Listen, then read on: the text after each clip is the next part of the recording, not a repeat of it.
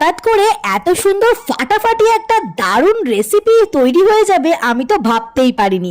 দাঁড়াও দাঁড়াও, রেসিপিটা তোমাদেরকে শেয়ার করছি। এই যে দেখতে পাচ্ছ গ্রিন গ্রিন লঙ্কাগুলো, এগুলো কিন্তু বেশ বড় বড়। হঠাৎ করেই এই লঙ্কাগুলো বরমশাই নিয়ে এসে হাজির, বললো এইগুলোর লঙ্কার বড়া ভাজো। এইবার লঙ্কার বড়া তো আমি এর আগে কখনোই ভাজিনি, তো তাড়াতাড়ি করে সোশ্যাল মিডিয়া দেখেই আমি এই বড়াটাকে রেসিপিটা কিভাবে তৈরি হয় জেনে নিলাম। জানার পর যখন আমি এটা তৈরি করেছি, সত্যি বলছি এটা অসাধারণ খেতে ছিল। তোমরা চাইলে অবশ্যই একবার এটা ট্রাই করে দেখো। আমার তো প্রথমবারেই ভালো লেগেছে, আশা করি তোমাদেরও ভালো লাগবে।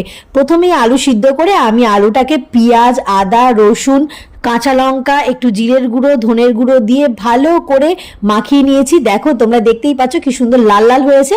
তারপরে লঙ্কাগুলোকে ভালো করে ধুয়ে কেটে ওর মধ্যে থেকে বীজগুলো বার করে নিয়ে পুরটা ওর মধ্যে ভরে, এই যে দেখো ব্যাটারটা গুলেছি। ব্যাটারটা আমি খুব সিম্পল করেই গুলেছি, শুধু একটু করে নুন হলুদ দিয়ে গুলেছি। তোমরা চাইলে এর মধ্যে অনেক কিছুই দিতে পারো। তারপরে এটাকে ভালো করে লাল লাল করে ভেজে নিয়েই গরম গরম একদম সার্ভ করেছি। সত্যি কথা বলতে ইভিনিং স্ন্যাক্স ভাতের সাথে দারুণ খেতে লাগবে। খেয়ে কিন্তু অবশ্যই আমাকে কমেন্ট করতে ভুলো না। টাটা।